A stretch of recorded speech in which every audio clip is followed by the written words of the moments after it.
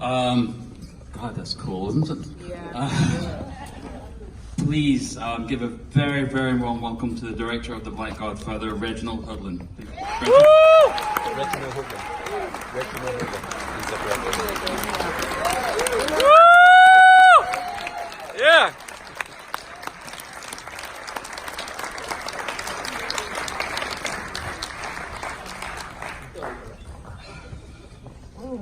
Hey everybody. Hey. How you doing? Very good. Do you like it? Love it. God bless you. Thank you. Thank you. I just feel like I've spent 2 hours at the coolest dinner party I'll ever be at in my entire life. Yeah, no, I mean it was an amazing experience. It was supposed to be 3 years, 30 interviews. Just get it. I mean, it was only 1 year, 30 interviews. Turned into 3 years, 75 interviews. But spending that much time with some of the greatest people in our country. Yes. To spend the morning with Andrew Young. Yes. Afternoon with Hank Aaron. Not so bad. Well, I mean, that's what's so, I mean, there's so many remarkable things about this movie and about Clarence's life. We know him as a music guy, right? I mean, as someone who's been part of this world and this business for so many years, but what the film does so well is lead us through these incredible and pivotal moments over the past 50 years that he's been a part of. Yeah, from Hank Aaron to Andrew Young to Barack Obama to Bill Clinton to Puff. And so tell us about discovering that kind of richness in his life. How much did you know about that going into this? Well, I mean, I met him sort of at the beginning of my professional career in the movie business. I was called because they were going to do a movie with Janet Jackson in the time, and I made a student film, so I really, hadn't done much. But the producers of the film knew me because we went to college together. So they said, "Oh, let's bring Reggie out." So they flew me out, and Clarence met me at the airport, which I knew was a big deal because all my friends in the music business talked about Clarence like he was Zeus. So I went to shake his hand, and he gave me a Tootsie Pop instead. And then they took me to Clarence's house. And it's this beautiful home filled with exquisite art. It was the first time I saw a Warhol painting in a private home. Wow. And this incredible black art. It was just, I just sat there and said, "Don't touch anything." And I got to know the man, and he lived up to everything and more. This is a man who's spent his career behind the scenes. He's been someone, and we talked about this a little bit earlier, someone in the film refers to him as a gatekeeper, but really what the film illustrates, he's a gate opener. But he's been the one opening the gate for other people to be in the limelight.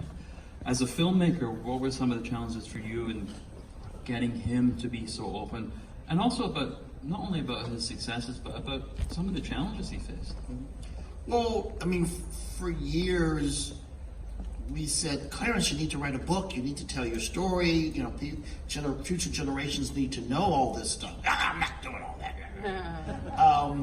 So finally, his daughter Nicole said, "Well, okay, maybe maybe a documentary might be, more suited." And he was like, "Okay." And then she said, "Well, who do you want to have make the documentary?" He got quiet and he was, "I like Reggie, call him." Which I got the call, it was like a papal order. It was like, "Oh, Vatican call." And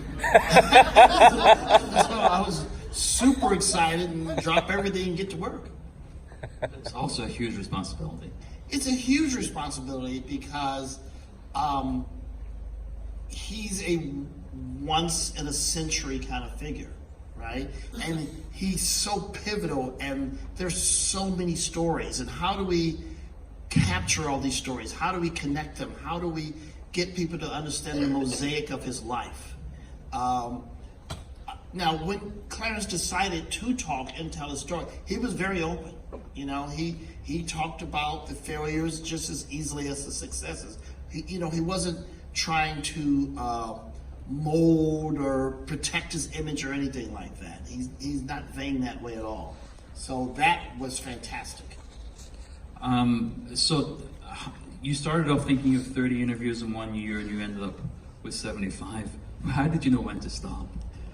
Well, I at a certain point, I asked, I said, look, are we making a series? I mean, sincerely. I mean, because I made a promise to Nicole. I said, look, I will film until we're done. And I don't know what done means. But I made 2 other movies while I was making this movie.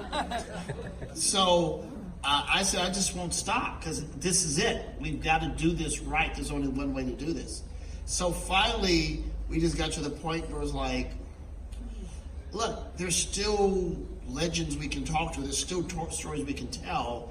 But if we're going to make a 2-hour feature film, we should do that. So that was, we all kind of, okay, we have more than enough. Let's wrap it up. I'm sure everyone asked you this, but there must have been some magical stuff that you just couldn't figure out how to include, or give us a sense of some of the stuff that you had to leave on. Yeah, I try not to think about that. I mean, there's an hour as good as what's in there. I mean, there's incredible. I mean, because he just had such a momentous life. He touched so many people, and even in the interviews and conversations that are in the film, those conversations went on, and we got amazing insights.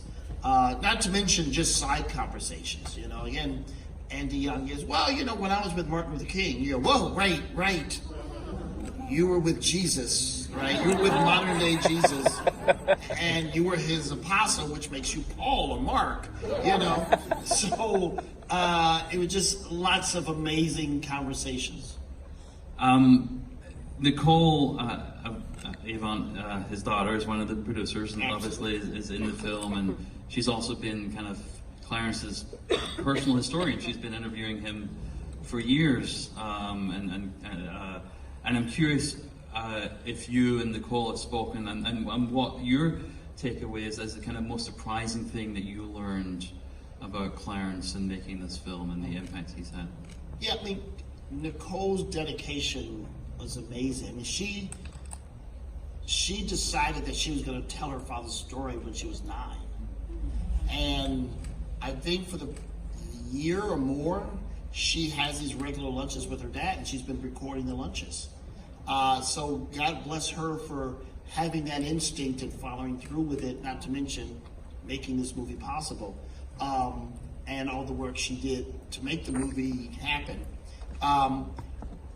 But for me, and the surprises, I mean, look, I'd known Clarence for years, as did Byron Phillips, one of the producers who worked in the music business, and Clarence negotiated all his deals. And Nelson George, a preeminent journalist, had been covering Clarence for decades. So we all felt like we knew Clarence's life. But we all just had felt a different part of the elephant. And, I got the trunk, I got the leg, I got the tail. We don't have it. So at the end of every interview, somebody would say, you know who you need to talk to. And they would name 3 more people, none of whom even made any sense of how they were connected to Clarence. So we just kept opening new doors, which opened to new doors, which is how we got to the 75 pretty quickly, because all these people had something profound to say about Clarence. And they got more and more disparate in terms of the connections to him. But they were all integral, all a part of who he was, which is how we ended up with the mandala. Because I was like, okay, we need a graphic to kind of explain this. And first we talked about a family tree. I'm like, a tree doesn't really evoke what he is. He's a star, and this is a solar system. And so that became the appropriate visual metaphor. No, I love that image of the constellation. You have all of these stars circling around, all connected to the supernova. Yes, exactly.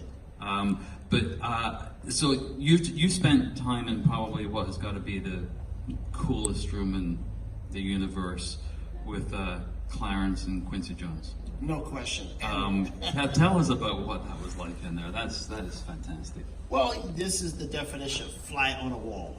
Like, can we just listen in on their conversation? And they just love each other, and they've just done it for so long, and each of them are so comfortable in their skin, and they're so comfortable with each other. So on one hand, it's so normal, and at the same time, they are titans. And so we're just hanging out, we're filming, and then we get a phone call. Hey, Lionel Richie heard we were filming, and he's coming over. And you go, well, that's a popover I'm okay with. And then Lionel Richie comes in, and he's an extraordinary storyteller. So it was just, again, every shoot day was an amazing day. With all these interviews, I'm curious, what is there a common thread that holds all of these people together, that Clarence saw something in them that he wanted to invest in? He wanted to help make the path for them? Clarence had a really interesting interview process when he met people. And he would go, what do you want to do with the rest of your life? I mean, is this it, what you're doing? Is this what you're cool with, or do you have aspirations beyond that? And he would, lightly, but, with his kind of, playful roughness, kind of interrogate you. And based on your responses, he would decide whether he was going to invest time in you. And it didn't matter if you were answering the phone or a lawyer or anything. He would spot someone and just check him out and see how, if he hit the ball towards you, would you knock it back? And if you had the right interplay, then he would take you under his wing. Yeah, it's so interesting because he's been such a huge part of so many influential and impactful artists and politicians and others' careers over the years. That if you just wrote it in a book, you wouldn't believe it.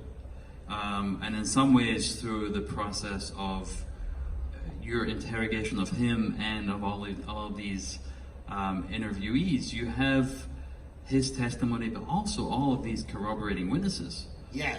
Which otherwise it would just seem too fantastical. Well, that was the thing. I knew I wanted to get at least 2 other people for every story. So no one could say, well, that didn't happen. I said, no, we're going to document it from multiple perspectives. Like, it's like, can it stand up in a trial, right? And to hear the multiple perspectives, I thought, well, that'll really make the story come to life. To hear, a straight-laced perspective versus his kind of dismissive perspective, because he's always throwing away, his achievements. Yeah, I had some hit records. He's never going to gas himself up. So we had to have other people testify to the size of his achievements. And it's clear. I mean, with the Hank Aaron story, he changed the path for African American professional sports people to be able to really gain the value which they were not able to do before that. Absolutely. I mean, he really is dedicated to humanity and fairness, in a real way, in a practical way. And I really think that goes back to his childhood and seeing his mother, being mistreated and beaten, and he'll do what it takes to even the score, even if it involves a little rat poison.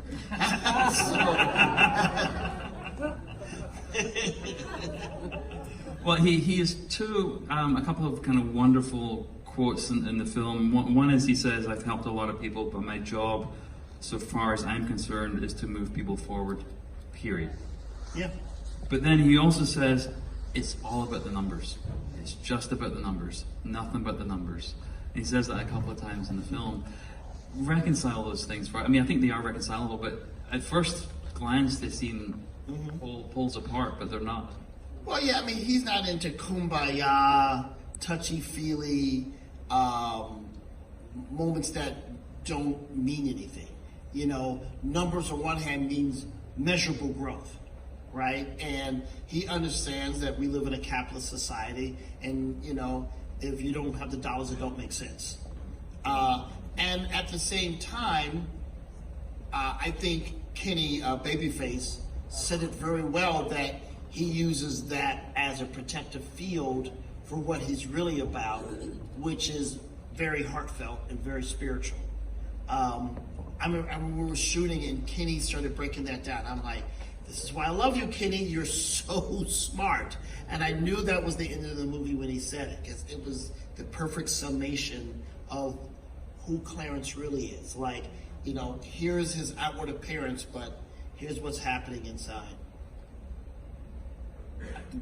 Talk about the role of Nelson George in this film. I think he, of all the interviews, he plays a different role than the others who are, you know, giving their testimony about their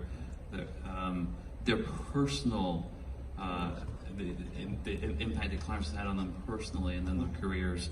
But Nelson's setting is in context. So as a director, talk about working with him and the idea of using him as kind of our guide through the time. Well, I mean, I was a fan of Nelson when I was a kid. I think I was the only person in East St. Louis, Illinois to have a subscription to the Village Voice when I was in high school. And I just loved his columns, I loved his writing, I loved how he thought. And we met probably 82, 83, and we became friends. And, you know, Nelson is one of those contemporary equivalents of Clarence. I mean, when Spike ran out of money for She's Gotta Have It, Spike went to Nelson, Nelson went to the ATM, pulled out all the money out of his bank and gave it to Spike, and then gave him a bunch of phone numbers of his friends to call to get the money to finish the film. So, you know, Nelson has written a shelf load of books, long as my arm, and he's a fixture on documentaries, talk, anything about Black culture, popular culture in general. So I knew I wanted him on this project. He was one of the first, you know, one of the first calls, you know, Byron Phillips, Nelson George. And I, you know, because I knew Nelson would do the connective pieces and the contextual pieces. I mean, his description of popular entertainment and prohibition and how those two things were birthed together, I've never heard anyone explain that cultural event as succinct and as sharp as that. Or his description of Soul Train as the weapon that the civil rights movement didn't know they had, which was joy. It was like, oh, thank you. And we're done. Moving on. And, you know, Nelson's a guy, I mean, when we get together for whatever reason, we can just talk for hours. We'll talk until it's time to go. So, I mean, making a movie like this, it was just like, well, this is what we do anyway, except there's a movie. So it was easy and fun. And, you know, Nelson, you know, having Elvis Mitchell, who's also a brilliant cultural critic, and then having Gwen, I mean, I think the three of them were crucial, you know, contextual people to help thread the whole film together. I mean, and using all these voices throughout, not just having, you know, Obama in the politician section, but, you know, he's got a lot to say about a lot of things. And, you know, so does everyone. So to hear everyone throughout, you know, just felt like they get to be our friends and we're all hanging out together. I've got a couple more questions for you, but fair warning for you all, I'm going to open up to questions in just a couple of minutes. So there'll be a mic, raise your hand and get ready for that. But I have a couple of questions just before we open it up. I was really moved by Clarence's talking about Joe Glazer and the impact he had on his life, and it seems that theme of Clarence learning from Joe, the generosity that was shown to him, and his paying it forward is, yeah, an essential theme of this film. But my question is in you making this, what have you learned about yourself and about how you want to live your life and we should take away from this? Well, for me, the big lesson of Clarence is evolution. And how do you keep growing? And what are you doing in your life that's stopping you from growing? You know, it's easy to externalize blame, right? But it's like, well, but Clarence, with a 9th grade education, kept walking into these rooms and rising to the occasion again and again and again. And, well, how did he do that? And how can I do that? And if he can do it, we can do it, right? So, I mean, that's what I spend a lot of time thinking about. How do I make sure that I'm not stopping myself from fulfilling my potential? And Clarence is retired, Yes. technically. Clarence is retired. Weirdly enough, I saw him today. He was having lunch, and it was like these 3, young kids he was talking with, clearly mentoring them. They actually were all the sons of his assistant, and he was taking them out for lunch. And he said, "Oh God, Reggie, I love the movie, but the phone now won't stop ringing." And I was like, "Well, yeah, like your secret's out now. The world wants to have lunch with you." So I turned to this young man and goes, "You have no idea how lucky you are to be talking to this gentleman here." So he just can't stop himself. No, he loves to share his gift. I think it's time for questions. So we do have a mic coming over to you, and we will start down here in the front. Just hold on 1 second. Mic's coming. Second row. Thank you. Having done such a remarkable job with this project, has it made you want to do someone else with the same type of, idea, profile someone else in a similar way? Yeah, well, it's funny because I grew up with my older brother making cinema verite documentaries. My film school was a documentary-oriented film school, but this is my first documentary feature. And I'm so glad that I finally got to go to the big leagues and make a documentary after all that practice with scripts and stuff. And I'm very excited, and I can't wait to do another. The challenge is, what can I do to follow this? So I've got a lot of ideas been pitched at me. A lot of guys in the barbershop. You need to do me, Reggie. You need to know my story. I'm just gonna take a beat and hear it all, get right back to work. You need to take some time and enjoy this one. Yeah. Yes. Battle in the world and. Yes. Well, look, I'm so happy to be here amongst you guys and talk with you. It's been wonderful. Let's go over here on the left. Yeah. Thank you. First of all, thank you. It was such a treat and joy to watch this documentary. It's absolutely wonderful and necessary, I think, particularly today. My question is, you spoke about, the time and the privilege that you had to interview all these people. There was something I learned when I worked at PBS, which was Life Beyond Broadcast, and which was great for documentaries because there's all this extra footage that happens. I'm sorry you didn't decide to do a series because I thought that would have been really great. So with this extra footage that you have and that, it's quite as impactful and important as what you chose to put on your final product, have you decided or thought about what you can do with that? Or has there been any thought of maybe including it in like a special DVD release or any of that? Wondering about. Sure. I mean, we kind of talked about it a little bit before the film came out because we knew we had great stuff.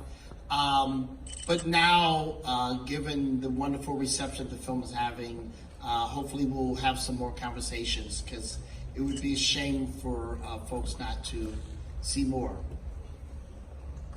I want to go over to row 3 here. The lady's raising her hand. Wave your hand. There you go. Thank you.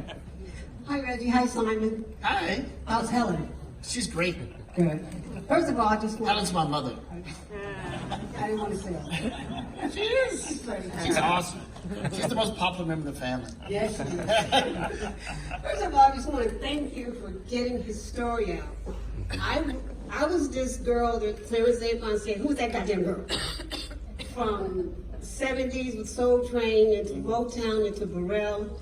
And I just interviewed him last year. And I just wanted to know, how did you get him to really kind of concentrate? Because I just let him flow. I mean, you know, what am I doing here? You know, what's this goddamn thing about? You know. Yes. And it was kind of like, when it's turned on you, it's different. But when you see him, you know, work with all these executives I've worked with, and I would listen to him, and I thought it was fascinating because I said, gosh, he can cuss like that. You know, and everybody thought it was just normal. So I would kind of learn by listening to his meetings. Mm-hmm. No, he's very educational. Yeah, I mean, Clarence is a guy. He's a man of action. He doesn't want to spend a lot of time on it. But there were certain stories I knew that I was absolutely determined to get, and so we would just have a conversation. It really wasn't so much interview; it was conversation with him and with everybody, which was crazy. I was sitting there, I'm like, hey, I'm talking to the president today. How's that going to go? But fortunately, everyone was very wonderful. And something about being interviewed about Clarence dropped shields.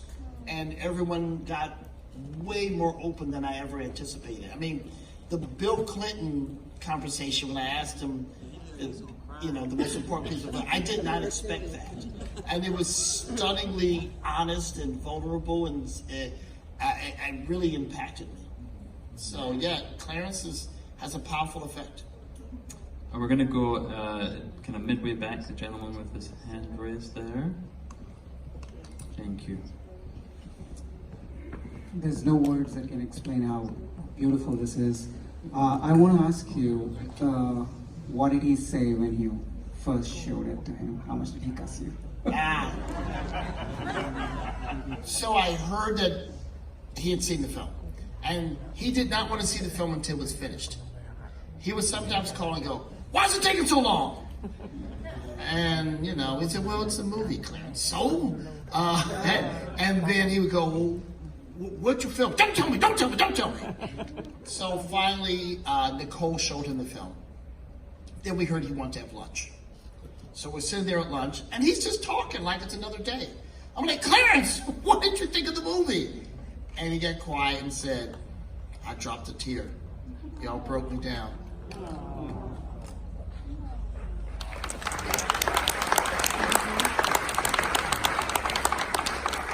So the biggest sigh of relief ever, because all I cared about was what he thought. That's beautiful. That's really beautiful. We're going to come over to this side, so the gentleman here, and then we'll come to one of you guys back there. Hey, Reggie. Paul. Hey. What I really want, how are you? Anyway, what I really want to know is, in seeing this documentary, then I contacted you because I turned on the radio and you were on. I went, "Oh, that sounds like Reggie." But I didn't get the whole thing of what the subject was. I just knew it was you, and I went, "Oh, what's this about?" Then I get this invite. But what got me, I mean, there's a whole lot of love in here and a lot of powerful and creative people. But then I went, Jesus Christ, he got Barack Obama. How did you do that?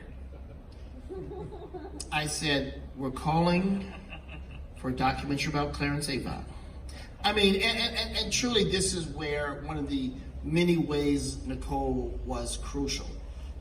Because when Nicole calls on behalf of Clarence to say, "Hey, we want to interview for this movie about Clarence," what are you supposed to do? This is a guy who's done so many things for so many people out of love. What do you do when love calls? You answer.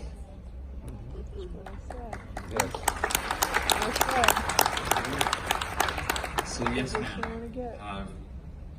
Yes. Oh, sorry. Can't see here in the lights. Yeah. Right. Yeah. There you go. Thank you so much. The Black Godfather. It's a blessing again to be here. Thank you very much. I'm originally from Tanzania, so I really have to keep up the spirits, you know. Yeah, like the Black Godfather. Blessings, Brother Reggie. I watched this documentary like 2 days ago. So just coming from Tanzania, whereby we speak Kiswahili, but it's always been known as Swahili. And hearing that, brother, it's like so many of us also coming from that side, coming to the US, it's like the way how we connected the people. And from 9th grade, we always thought to go to school paperwork. I came here to study international relations, to be a diplomat like my father, but I ended up dealing with music and acting, which is a natural born talent. So I'm looking like, when I heard about him in that way, I felt like there's so many of Clarence out here. And then it showed like when Ludacris said, I feel like asking him if there's going to be a next Clarence, he said, no, it's more about doing what he did, the work. So I'm just pleased, I'm happy, and again, the Black Godfather. Bless you. Bless you. Thank you. So we have time for one more, and I'm going to go to yes, ma'am. You're right there. We're going to give you the final word here. Thank you so much, Reggie. I'm a big fan of yours. Thank you so much for this work. Thank you. And my question to you as a director, how did you prepare to do this great body of work? Are you talking about this film? Yes. Again, I had been collecting Clarence stories in my head for years. I was like, oh God, that Hank Aaron story. Oh, the world has to hear it. You know, so we knew it had to be told. We knew there were people that had to be interviewed. Day one of the shoot was him getting the star on the Walk of Fame. So when you see us in the van and we're driving off, that was day one, real one, the beginning. And we went and we filmed the ceremony, and then we went back to the house and everybody was there. So we said, look, we can get a first round of interviews right there.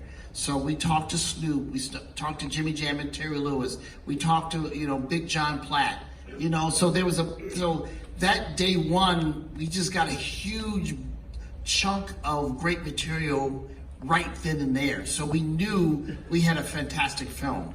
And again, all these great interviews, the Jimmy and Terry interview, Quincy, and then as we're packing up the equipment, they were like, no, Big John, you gotta talk to Big John. And I was like, I love Big John, but really, he's got a great story? Okay. So we put the equipment back and he sits down and he tells the story about, you know, almost getting divorced and, you know, having the kids. And I was like, oh my God, what if I said, we gotta go? Instead of, you know, sitting, listening to this great man tell this powerful, heartfelt story. So we knew day one we had an amazing movie. So it was just like, can we have other days as good as this day? And fortunately we did. Yeah. Well, I could talk to you all evening, sir. You know, I often think that documentary filmmakers, the work that you do is put out these cosmic gifts into the world, and by telling Clarence's story to the universe, you are making a difference. Well, it's the least I can do. I mean, look, all of us as documentary filmmakers, right? We capture essential truths, right, of who we are as a society, who we are in the human spirit. And Clarence is an amazing spirit. And I was given the gift of being able to tell his story. And truly, one of the most satisfying experiences that I've had as a filmmaker has been this week. And I mean, that unique experience of a movie showing around the world simultaneously. And people going, oh, I've seen it twice already. I've seen it 4 times. And it's an amazing thing. And you know, for documentary to be exalted as it should be via this platform and to connect to all these people, and people calling me from South Africa, from all over the world, talking about the movie, it's just been an extraordinary gift. Please join me in thanking Director Reggie Hudlin. Congratulations, sir. Thank you. Thank you for being here this evening. and join us outside for a reception.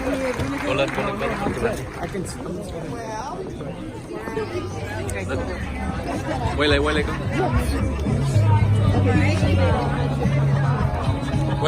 Quay lại đi con.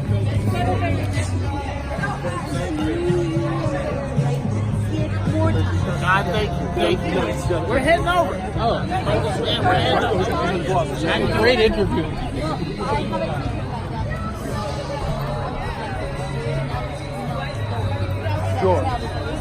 Vô đi con. Go, on in. I mean, the power. I'm sorry. You can ask him. Yeah, he's coming out. We got to get him off the stage. Yes. Right. Thank you. And where do we write to you? I mean, when? Oh, I'm on all that stuff. Facebook and Twitter. And it's really me. It's not a... It's me. Oh, hold on. I'll be there. Hold on. No, bro, like it. Ra đây, cô ra đây, nô cô ra đây.